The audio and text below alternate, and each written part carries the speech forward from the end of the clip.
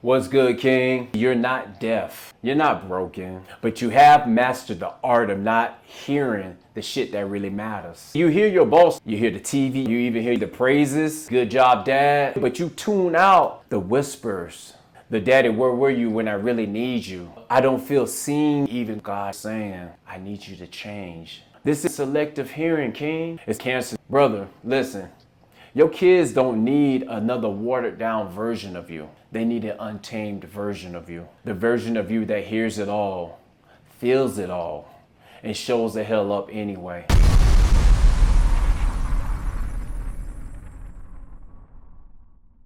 What's good, King? You know I'm never here to sugarcoat things with you. I'm here to give you the real, raw, and uncut. And today I'm gonna punch you in the gut by some things you've been dodging. See, you're not deaf. You're not broken, and you damn sure don't need hearing aids. But you have mastered the art of not hearing the shit that really matters. See, you hear your boss loud and clear when he says, yo, I need that report by Friday. You hear the TV, you hear the game, you hear the news reports. Hell, you even hear your homeboys clown you in that group text message together. See the praises, you hear that. The good job, dad, you soak that up. The thank you for the gift, you hear that loud and clear. But anything that has to do with correction or confrontation, the daddy, where were you when I really need you? The I don't feel seen from you by your wife. The whispers, I need you to change, that's coming from God himself. So you turn down the volume on that, and then you like to call it a bad reception.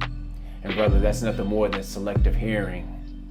That's eating away at the connection with your kids. See, I was sitting with Luke 18:31-34. And this is when Jesus sat down with his 12 dudes. He sat down with his 12 disciples and just gave them the real, raw, and uncut. He said, yo, we gonna go to Jerusalem. Now, when we go to Jerusalem, they are going to mock me. They're going to spit on me. They're going to kick me. They're going to beat the hell out of me. Listen, they even going to kill me. But don't trip. I'm going to rise in 3 days. See, he told his disciples this, and they didn't understand a damn thing he was saying. Not because they didn't hear him, but because they didn't want to hear him. And then it hit me like a freight train. I was like, oh my God, that's us as fathers. We hear, but we don't listen. We nod our head yes in agreement, but we're not registering a damn thing. See, we hear the words, I love you. We poke our chest out with pride. We hear you being a good dad, and we replay that line over and over inside of our head for weeks. But what we filter out that heavy stuff. We filter out the pain, the disappointment, the request for more time, the request for more presence, the request even for our soul. We tune into the praise, but we tune out anything that has to do with course correction. See, I did this for years. I would hear, Chris, you're a dope ass dad because you pay child support. I would hear, Chris, you showed up for birthdays. That's more than what any dads are doing for their kids right now. But what I would filter out, Chris, your son, he really needs you right now because he hurting. I would filter out, Chris, your daughter needs you more than just 2 text messages a month. See, I would tune into the validation, but tune out anything that had to do with accountability. And here's what's cold-blooded about having selective hearing. Like, you don't understand how much selective hearing destroys you as a father, because it bleeds into every aspect inside of your life. Like, you hear the doctor say, yo, dude, you fine for your age. That's all you hear, but you tune out all the warning signs your body is giving you. You tune out the heavy breathing after climbing a flight of steps. You tune out your knees aching from climbing them damn steps. That belt, man, that belt hasn't fit your waist since the Obama administration. And the fact that your 10-year-old wants to play catch with you outside, and you too stiff and too rigid, and you moan and groan because you can't even move, your mobility is crap. So you tune that out. You allow it not to even register. And you don't make the mistake. You do the same thing when you with food. You literally tell yourself, man, you enjoy yourself. You deserve this. What you don't want to hear is that you're using that food like a drug because you're trying to numb yourself because you don't like the way things are going inside of your life.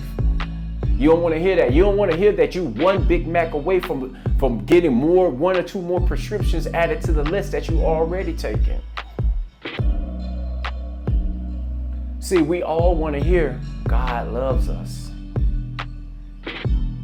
But what you tune out is when God is calling you to change. See, we tune that out because change hurts. You'll hear your wife say, I love you, and breathe a sign of relief. But what you don't hear when your wife say, I don't trust you anymore. You don't hear when your wife say, I feel like I'm in this all by myself, even though you're going to sleep right beside me every night. You don't hear that. All you hear is that you're successful in business and that you're successful because you provide. But you mute out the fact that you're hiding inside of the business because you're using it like a shield because you don't want to deal with the fact that your kids are growing up without the father that they truly need right now. This isn't selective hearing, King. This is selective living as well. And you're living all the parts that make you feel good, but you're ignoring all the parts that will cause you to actually grow. See, for years, I thought I was doing enough as a father. Like, I paid child support, I showed up for some birthdays, I bought some gifts when I had some spare cash. Like, I even was present during holidays, like when it didn't disrupt my own personal schedule. And see, inside of my twisted head, inside of my mind frame, like, I told myself I was winning. Hell, I was giving myself credit for some shit I was supposed to be doing already. See, I told myself, like, at least I'm there. Like, at least I'm showing up. I haven't completely vanished like most dudes I know. See, I told myself that I was a good dude. I was a good dad. Because when life gets busy, when life gets hectic, a dad supposed to double down on providing. This is what he does. This is what it's supposed to look like. But King, what I didn't see, I didn't see my son that needed a full explanation on why his mind works the way it works. Like, he needed explanation why he's so damn brilliant, and now being inside of that brilliancy, the battles that he's gonna have to face that's not coming out of nowhere. See, my daughter, she needed a father. She needed me, her father, as a model. She needed to see what it was like to what a man was like, so she know what type of dude to trust and to date. See, she needed that more than she needed me calling her twice a month. And my youngest, my morning star, she needed me to sit down with her years ago to explain our family health history, to actually let her know the struggles inside of our bloodline so she can actually get a jump on it before things started running its course. And the reason why I didn't see any of this is because I wasn't looking. I wasn't trying to listen. I only saw what I wanted to see, and I only heard what made me feel good. And what's cold-blooded about the whole thing, boss? We don't lack the ability to listen. We lack the courage to hear what really hurts. So brother, hear me. Hear me out. Hear me really well. Like most black men, most black fathers, we ain't bad dudes, man. Like, we're really good fathers when, like, we're super good fathers when, like, we fully engaged and fully present. Like, actually, when we're present and engaged by race, we're more engaged than any other race when we are fully engaged. So we're not bad dudes, man. We're just blind. We see the parts that flatter us. We hear only the parts that don't make us uncomfortable. But that's not where growth happens. Growth doesn't happen with the praise. Growth comes from being punched in the gut. It comes from hearing the hard shit.